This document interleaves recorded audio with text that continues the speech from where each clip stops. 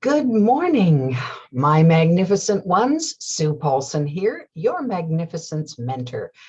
I'm delighted to be back with another episode of Tea with Sue. The title for today is, Can I Move from Worrier to Peaceful Warrior? Well, I come from a long line of worriers, in fact, generations and generations.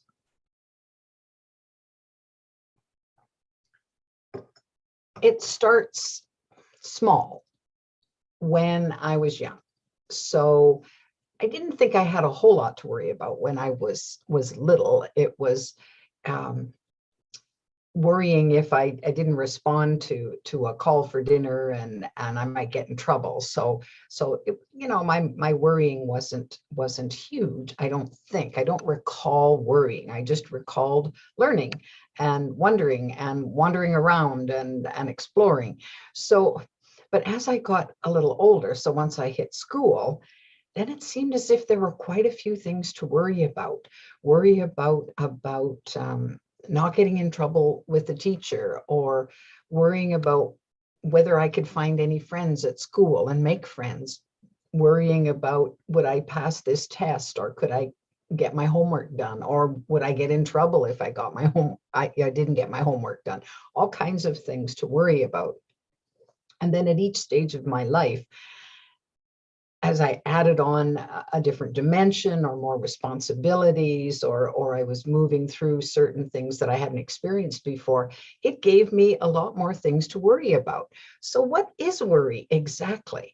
Well, worry is really, this is my definition anyway, my take on it.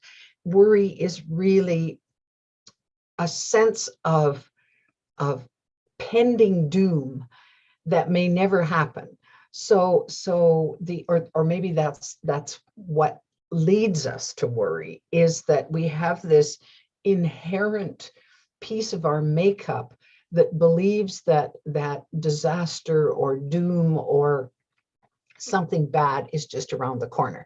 And I mean, likely it goes back to caveman days, right? Where odd noises that we didn't know what they were, and rustling in the bushes and strange animal sounds and so on, caused us to be fearful, because in comparison to what they could do to us as, quotes, puny human beings without maybe many resources to protect ourselves or survive, then that bred an awful lot of fear. So the fear comes from a way back, and you've probably heard people talk about the reptilian brain and so on, and how there's a part of us that just instantly goes into fight or flight to survive. And I get that. But in this modern day and age, haven't we really allowed our minds to run amok? I know I have mine. And there are times when I'm just so fed up with this trappedness that I feel, because I let my worries take over. So when I got a cancer diagnosis, of course, I was worried about that. Whoa, this could kill me. And so that was a cause for worry. And then they proposed the treatment, and I worried about that. Whoa, I don't know anything about this treatment. How's this going to affect my body? Can I live through the treatment? And when I got through the treatment, I thought, wow, what's my life going to be like? Am I going to be able to function? Am I going to be able to live a good life? What if there are consequences from this that make it hard for me to move forward? All of these worries, what about my family? What about my relationships? And I worry. You go, oh my goodness. Well, it's a kind of insanity that makes my head spin just to even think about it. Well, so does it help to worry, really? Well, no, I haven't found it to be that productive, because it keeps us in this negative spiral of pulling us down further and further into anxiety, depression, all those other kinds of things. Now, I'm no psychologist, but I've certainly learned an awful lot about me. And I have learned what I've learned. And I guess life taught me over and over and over again. I think I was a slow learner sometimes, but what I have learned is that the more I focus on and feed my worry, the bigger it grows. And exponentially, then I could worry about this, and then I could worry about that, and then I could worry about that. And the craziness is that most of what I worry about never happens. So I spend all this time trying to solve a problem that doesn't even exist. It hasn't happened yet. It's just in my mind. I'm dooming and glooming about things that may never cross my path. And that, if that isn't a brand of hell, I don't know what is.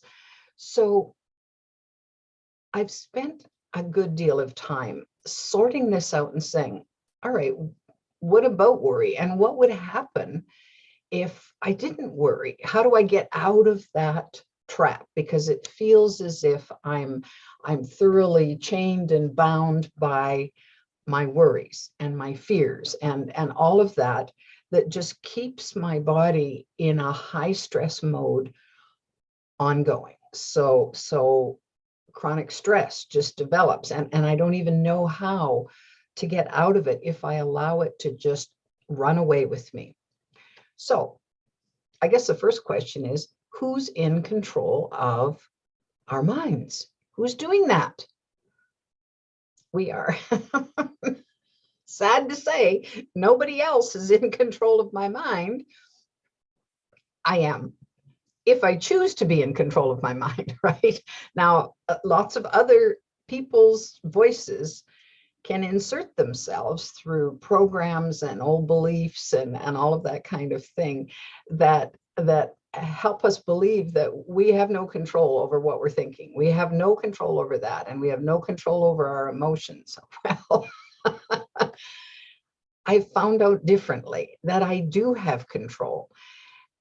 And I have a choice, which direction am I going to go?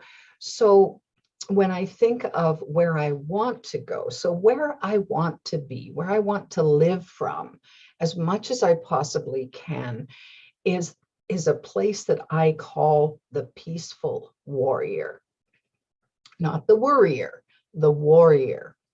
So now it conjures up that idea for me of Xena, warrior princess, right?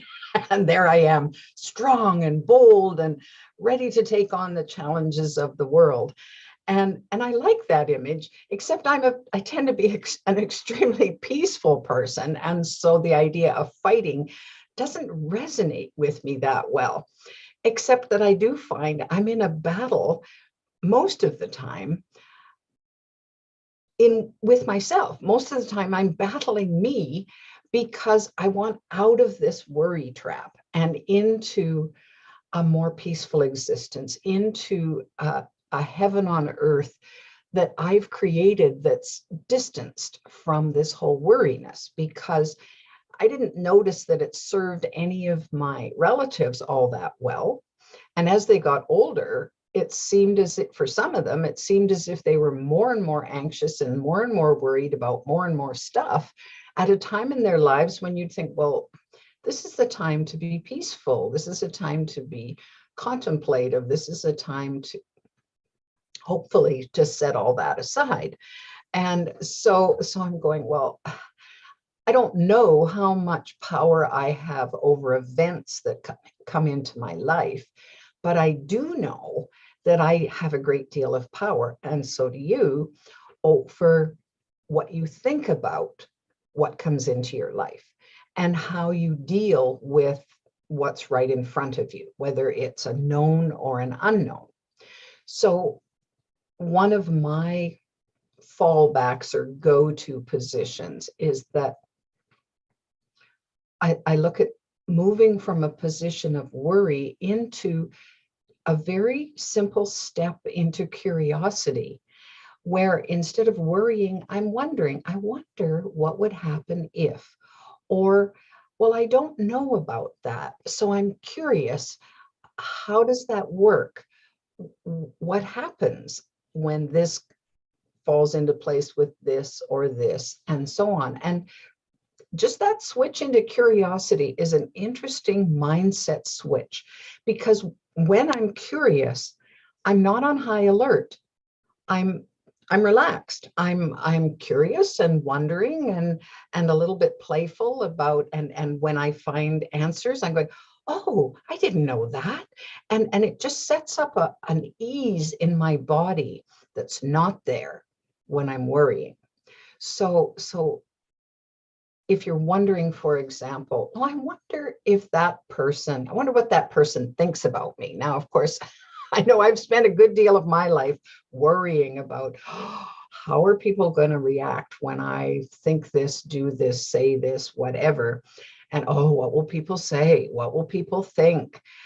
And of course, it didn't ever seem appropriate to ask them actually what they did think. And then know for sure. So I would never ask. I just worry. Oh, I don't want to do that because I'm worried about what they will think if I do that or if I don't do that. And it stops us in our tracks. And you think, I could have got a great deal of pleasure out of doing exactly that. But I was so fearful and I was so worried about what somebody else might think or how they would react to that, that it stopped me. And I'm going, oh, well, that bites. That doesn't serve me in any way, shape, or form. And to, especially when we need to get through a very big adverse situation, the factor of curiosity, well, I wonder, I don't know.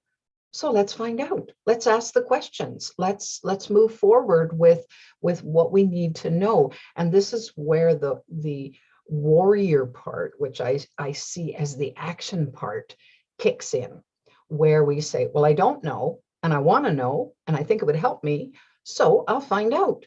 So we Google it, or we ask somebody who knows, or we read a book, or we do some research, whatever that looks like, and then we know, oh, well, I don't need to think about that anymore because I have the answer. And that answer then, of course, can lead to more questions. Oh, so now that I've understood this, then where does that lead me? And when we hit the wall of, I can't possibly know the answer to that, that's when we have another choice to make. The choice is, am I going to worry about something that I can't possibly know the answer to? I don't even know if it's true, and there doesn't seem to be any way to find out. Well, am I going to use my precious time to worry about something that I can't even find an answer to? What would be the point? And so that's when I think that self-reflection, that warrior ability to come face to face with what's going on in your own mind and how are you going to deal with it? Is there an action step that you can take that will move you from here to here? And if not, if the action step is to just wait, well, there's nothing I can do about that right now. I won't know until I know. And the time isn't right yet to know that. Well, then let it go. Turn your attention to something else. Turn your attention to what is in front of you right now.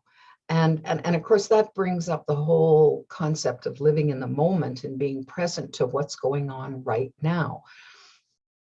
And part of that strategy is to just set aside, it's like having the parking lot of life and say, well, I'm not going to think about that right now. If you don't think about it right now, it's pretty hard to worry about it, right? Oh, excuse me. Pretty hard to worry about what you're not thinking about. So I'm not going to think about that right now, and I'll think about that later. And you move it out of your headspace. And it's so interesting that sometimes it never comes back into your headspace because it wasn't relevant anymore. And so you got rid of it. So it's that releasing, it's that letting that go, and or turning it over or surrendering or whatever it is that works for you is to help you clear your mind so that there's space for that curiosity, there's space for that creativity. And another small example I could give you, I've been painting for fun lately, and I was at a friend's house the other night and we were playing with watercolors. And the idea was to play an experiment because I didn't know what would happen. Now, my friend had some experience with watercolors, so she guided us along and showed us a few tips and tricks and how watercolor works, so that I had some idea, but I really didn't know what the end result was going to be. Now, if I had spent a lot of my time worrying about, oh, what if I wreck it? What if what if it looks crappy and I don't like it? What if it, on and on and on? Well, I might have been just paralyzed in front of this little piece of paper and allowed my worries to rob me of the experience that I got from this painting activity. And I was doing it with friends. So I was in this friendly environment. I didn't care. And it was interesting to note that I didn't care what anybody thought about what I did, because we went into it with an attitude of curiosity and playfulness. And we were thrilled and delighted with the results of what we got. And was it a perfect painting? Nope. But I like it and I'm happy with it and I'm glad I had the experience. So when you take worry out of the equation and set it aside, then I think there's more opportunity to bring in what it is that you most want, what it is that is your heart's desire, instead of this monkey brain that just runs amok. And I know there's a variety of cultures around the world who use things like worry beads or a worry stone in the pocket. And so when your troubles get a little too big and you don't know what to do about them, then your fingers just work the beads or work the stone. And it's really quite soothing. Someone gave me a worry stone one time that has kind of a thumbprint indentation, and it helped. It really helped. So this week, I want you to focus on the idea of moving from worrier to peaceful warrior, to taking action and actively engaging your mind to say, hey, is this worrying helpful or productive? Is it moving us any farther along, or is it holding us back? And then deciding you're not going to feed your worry anymore. You're not going to allow it to grow and grow. Sure, it's going to pop in. Those worry thoughts will just happen, but you don't have to own them. The only way you own them, it's like the stray cat outside. You don't own that cat, but if you start feeding it, guess what? It's coming home with you. Well, whether you like it or not. Well, same thing with worry. The worry thoughts are out there. They're in the ether, no question. But the only way they get to take up residence is if you allow it and you decide that, oh yeah, okay, I'm going to worry about this now. It's a conscious thing. So it's moving from the unconscious. I didn't know I had all these worries. Holy smokes, what am I going to do about this? And then say in a peaceful, compassionate, accepting way, oh, Sue, you worry quite a lot. Do you really want to worry that much? Well, no, not really. Well, then, so what are you going to do about it? Oh, let me think about that. And then turn your attention to something else. You know you can do this because you're that magnificent. So there's your exercise for this week to see how often you can turn your worry thoughts aside, put them aside, and move into a space of curiosity and wonder and discovery. That's it for today. If you're enjoying Tea with Sue, there's lots more on my YouTube channel. I invite you to subscribe. And of course, if you have my app, The Magnificence Mentor, it's a free download from Google Play or the Apple Store, then you can access all of not only the Tea with Sue content, but the Healing Call of Cancer video content. And I've even started posting some new blogs in there. So there's a bunch of articles that you're welcome to read. And just the whole idea is to uplift and inspire you to live your most magnificent life and to create your heaven on earth. That's what it's all about. We can have it right here, right now. And it's up to us to create it. So see you next week.